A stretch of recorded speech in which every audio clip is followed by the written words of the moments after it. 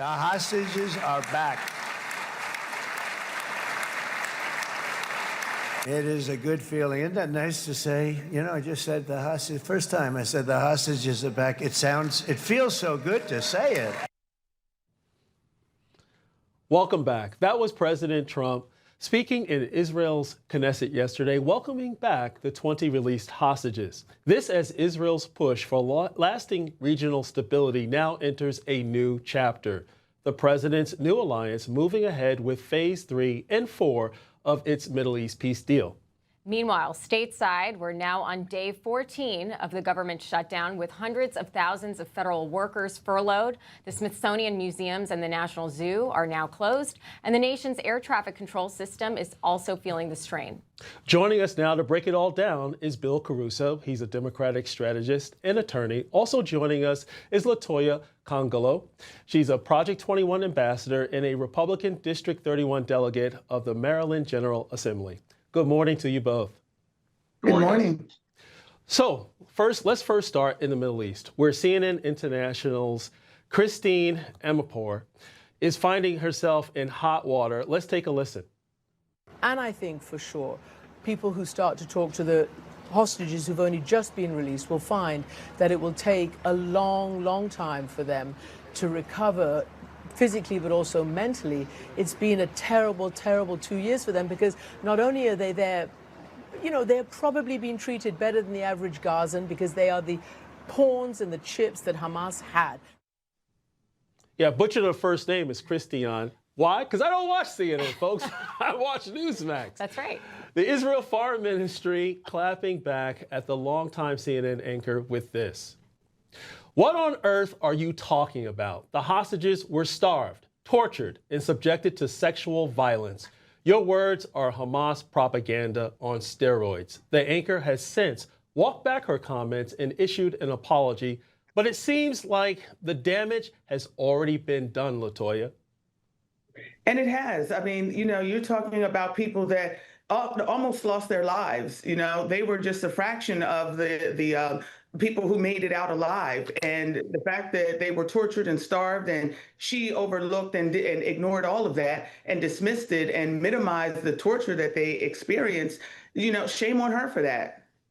Yeah, really, it might be time for her to consider retirement. But let's shift to what's happening here at home with crime. Vice President J.D. Vance saying that one of the biggest issues is that legacy media has normalized violence against American law enforcement. Let's take a listen. Crime has gotten out of control in our cities because our ICE agents, the people who are enforcing our immigration laws, have faced a 1,000% increase in violent attacks against them. We have people right now who are going out there, who are doing the job the president asked them to do, who are enforcing our immigration laws. They're being assaulted, they're being beaten, they're being shot at. The problem here is not the Insurrection Act or whether we actually invoke it or not. The problem is the fact that the entire media in this country, cheered on by a few far left lunatics, have made it okay to tee off on American law enforcement. Yeah. Bill, do you agree with the vice president's assessment?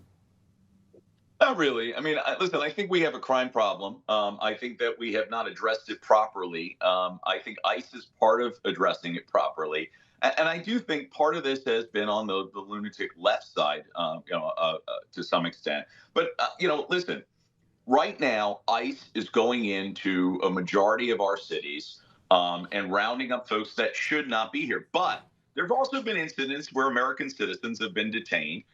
There's also been this really odd situation where we have sometimes uniformed, sometimes not, law enforcement personnel that don't have insignias and identifiers. We want to talk about masks, no masks, the whole other issue, but some sort of identifier. And that does stoke some issues and fear. You know, if you see some guy in a hoodie showing up, right, strapped with a gun with no identifier on you, how do you know that this is ICE, Border Patrol, FBI, some type of law enforcement? So I think there are concerns here. I don't know that the media is stoking this. I do think that there have been, two sides fighting stupid right now, but I think there is a good side of this. The American public voted last November for this to some extent. I think that we've got to do a better job of making sure that people that shouldn't be here are gone, and that people that have a right to be here and right to live here safely aren't impacted by this effort. That's what good law enforcement means. You know, LaToya, the reason why I chuckled is because we need to remember how we got here. Not you, but people like you in state houses actually passed laws to embolden criminals to do what they're doing now, the type of behavior. Now we're in this current situation. Now they're attacking law enforcement, not just their fellow citizens.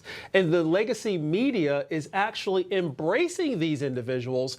So it's actually leftist lawmakers and legacy media actually tag teaming not only the law enforcement agents, but people in American cities. What say you?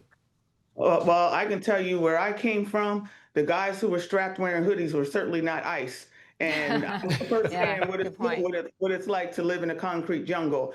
And the bottom line is that we have to use every resource, every opportunity possible to keep people safe. I sit on the Judiciary Committee here in the Maryland General Assembly, and I hear all of the outrageous soft on crime bills, Democrats wanting to end partnerships with ICE locally, and that's where we are today. This is where we are, where laws favor the criminal, and it does not work to keep our communities safe.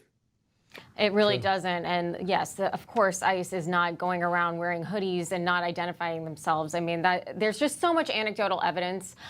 Bill, just to push back a little bit on what you're saying, I just feel like that's part of the problem here with a lot of the mainstream media when they're doing their reporting about how ICE is carrying out what their mission is, what they've been voted the United States is trying to do here. It's just very anecdotal and not specific. But I want to turn to this. Meanwhile, at least a half a dozen airports are refusing to air a video of DHS Secretary Kristi Noem blaming Democrats for the government shutdown. Let's watch. Hi, I'm Kristi Noem, the United States Secretary of Homeland Security. It is TSA's top priority to make sure that you have the most pleasant and efficient airport experience as possible while we keep you safe. However, Democrats in Congress refuse to fund the federal government.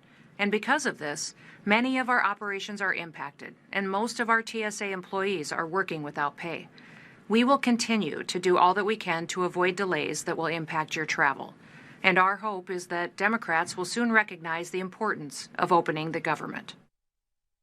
So several airports are refusing to run this video, citing the 1939 Hatch Act that keeps the government basically nonpartisan. They're saying that she's being partisan here, and it's barring political activity. However, Bill, it's pretty clear who's keeping the government closed. It's the Democrats. The Republicans needed their vote to get it across the finish line. They did not vote. So here we are. The government is closed, and we're in day 14. Your reaction?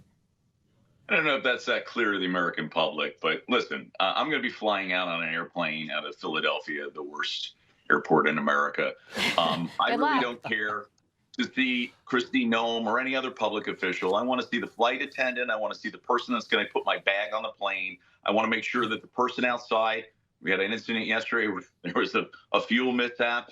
Make sure that stuff's working. This other nonsense, I really don't care. And I think most of the traveling public doesn't. Is my flight leaving on time? And, you know, what's the movie I can watch and will Wi-Fi work? These are the things that most travelers are going to care about. This other nonsense is just ridiculous. And maybe I'll take my shoes off. Maybe I won't. It's always a potpourri to figure out when you're walking through TSA. But no one cares about this other stuff when they're trying to get on a plane to get to where they're going. But as a result of the Democrats, what they're doing here is people are not able to get on their flight because of a lot of the flights have been diverted. Air traffic controllers are not showing up to work. They're afraid they won't get paid. So it does. I mean, yes, you'll get your movie, but you may not be able to make that flight. It does affect it. Well, I'm surprised, Bill, you're still taking your shoes off. I thought a guy like you, TSA, right? You would have a TSA pre-check. Come on, buddy. Got pre-check, John. You just don't know. You never know who you're going to get on the other side. So, LaToya, what's your take on this? Because as I was actually listening to the video, I'm like, okay, this is straight down the middle. But the moment she dropped Democrats, that probably was the issue. Maybe she should have actually thought about saying until congressional leaders vote for a spending bill and leave it at that. What's your take? I agree. I think that, at this point, we need to stop the finger pointing, get back to work, make the decisions that are best for the people, and for me, you know, this healthcare argument that the Democrats are making is fear mongering. It's misleading the public. You know, all we're asking is for healthcare to be preserved for our most vulnerable and not for people who are here illegally. So if we can just be adults, get back to the table, make decisions, find common ground, and get people back to work. Exactly, LaToya. I know you have TSA PreCheck and global entry. Bill, you got to get on it. Thank you guys for joining us. Bill Caruso and LaToya Nkongolo. Appreciate it. Have a great day, guys.